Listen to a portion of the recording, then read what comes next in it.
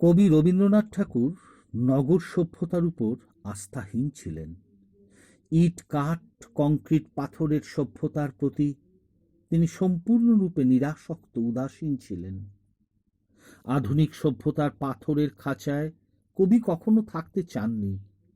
তিনি চেয়েছিলেন নির্বাদ স্বাধীনতা, যেখানে নিজের মনকে তিনি বিস্তার করতে পারবেন, সমস্ত বিপদ থেকে নিজেকে বাঁচিয়ে নিরাপদে নিজেকে নিয়ে থাকতে পারবেন। তিনি নিজের মানসিক ও দৈহিক শক্তিকে বুকের মাঝে ফিরে পেতে সনাতন ভারতীয় সভ্যতার ভিত্তিভূমিতে ফিরতে চেয়েছেন বারবার। সভ্যতার প্রতি কবিতায় রবীন্দ্রনাথ যেভাবে এই কথাগুলো বলেছিলেন তা আমরা শুনে নেব বানারহাট থেকে সৌম্যদীপ ভট্টাচার্যের গলায়। সভ্যতার প্রতি দাও ফিরে সে অরণ্য, লো এ নগর, লো যত লৌহ লোষ্ঠ কাষ্ঠ ও প্রস্তর।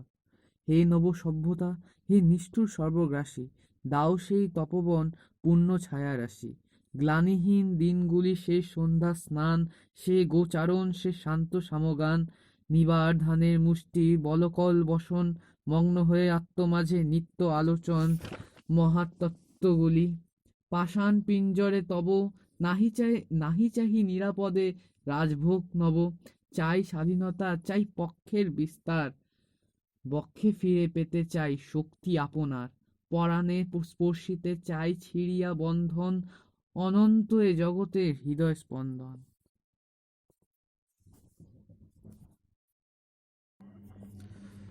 কবিগুরু রবীন্দ্রনাথ মানুষের মনকে নিয়ে নানাভাবে, নানা সময়, নানা রকম দক্ষতায় চিত্রায়িত করেছেন। তিনি মানুষের মনকে এমন এক উচ্চতায় নিয়ে যাওয়ার চেষ্টা করেছেন যেখানে মানুষের মন থাকবে কোনো প্রকারের ভয় ভীতি নিপীড়নের বাইরে। স্বাধীনভাবে এই মন মাথা উঁচু করে মেরুদণ্ড সোজা রেখে তার বাণী উচ্চারণ করে যাবে। প্রকৃতির সঙ্গে মানুষের মনকে মিলিয়ে বিভিন্ন ঋতুতে কবি বর্ণনা করেছেন। বানারহাট থেকে সুমনা ভট্টাচার্য এই মনকেই একটি ইংরেজি কবিতা এবং একটি গানের কয়েকটি লাইনের মধ্য দিয়ে করবার চেষ্টা করেছেন।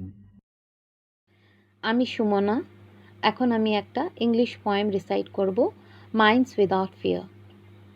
Pearls of wisdom, minds without fear, by Rabindranath Tagore.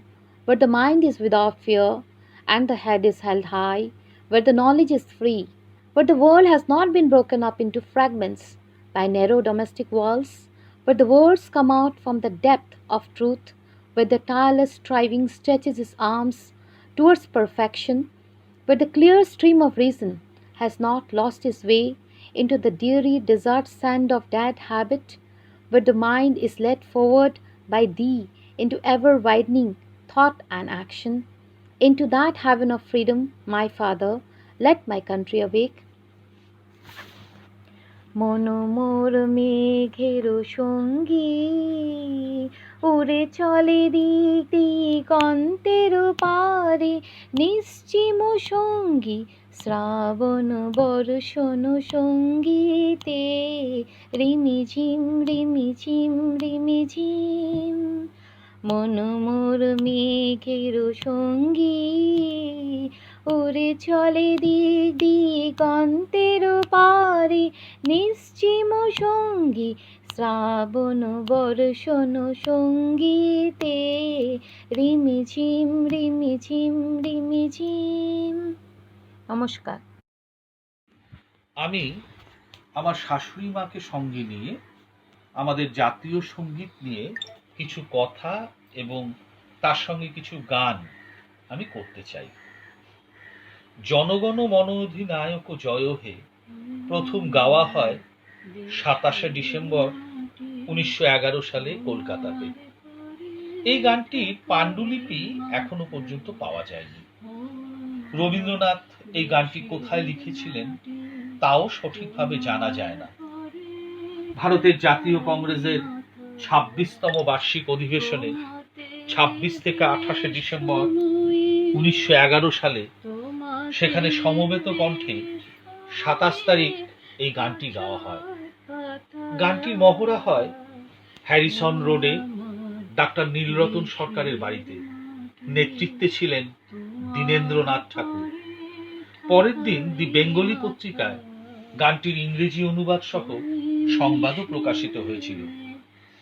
বঙ্গাব্দ ১৩১৮ মাঘের তত্ত্ববোধিনী পত্রিকায় প্রথম প্রকাশিত হয় ব্রহ্মসঙ্গীত বই এবং মাঘোৎসবেও গানটি গাওয়া হয়। বিশ্বভারতীর প্রাক্তন ছাত্র পুলিন বিহারী সেন গানটি রচনার কারণ জানতে চেয়ে কবিকে চিঠি লিখেছিলেন। কবি তাকে ১৯৩৭ সালের ২০ নভেম্বর উত্তর দিয়েছিলেন। সে বৎসর ভারত সম্রাটের আগমনের আয়োজন চলছিল। রাজ সরকারে প্রতিষ্ঠাবান আমার কোনো বন্ধু সম্রাটের জয়গান রচনার জন্য আমাকে বিশেষ করে অনুরোধ জানিয়েছিলেন। শুনে বিস্মিত হয়েছিল। সেই বিস্ময়ের সঙ্গে মনে উত্তাপেরও সঞ্চার হয়েছিল। তারই প্রবল প্রতিক্রিয়ার ধাক্কায় আমি জনগণমন অধিনায়ক গানে সেই ভারত ভাগ্য বিধাতার জয় ঘোষণা করেছি। পতন অভ্যুদয় বন্ধুর পন্থায় যুগ যুগ ধাবিত যাত্রীদের যিনি চিরসারথী, যিনি জনগণের অন্তর্যামী পথ পরিচায়ক, সেই যুগ যুগান্তরের মানব ভাগ্য রথচালক, যে পঞ্চম বা ষষ্ঠ বা কোনো জর্জি কোনো ক্রমেই হতে পারেন না, সে কথা রাজভক্ত বন্ধু অনুভব করেছিলেন। ১৯১৯ সালে রবীন্দ্রনাথ দক্ষিণ ভারতের মৃদনপল্লীর থিওসফিক্যাল কলেজের প্রিন্সিপাল বন্ধুবর জেমস এইচ কাজিন্সের তার সম্মানার্থে যে সভার আয়োজন করেছিলেন, সেখানে কবি জনগণমন গান এবং ইংরেজিতে তার নামকরণ করেন the morning song of India. রবীন্দ্রনাথের গাইবার পর ওই গানটি ওই সংস্থার প্রতিদিনের প্রার্থনা সঙ্গীত হিসেবে গাওয়ার সিদ্ধান্ত হয়। ১৯৩০ সেপ্টেম্বরে রবীন্দ্রনাথ জেনিভা থেকে সোভিয়েত রাশিয়া যান। মস্কোর পায়োনিয়ার্স কমিউনের অনাথ বালক বালিকারা গান গাইবার জন্য কবিকে বিশেষভাবে অনুরোধ করেন। তিনি তখন তাদের এই জনগণমন অধিনায়ক গানটি শুনিয়েছিলেন। দেশ স্বাধীন হয়েছিল। অনেক রক্তাক্ত সংগ্রাম, অনেক রক্তাক্ত লড়াইয়ের পর দেশ দ্বিখণ্ডীকরণের মধ্য দিয়ে ৪৭ এসেছিল আমাদের স্বপ্নের স্বাধীনতা।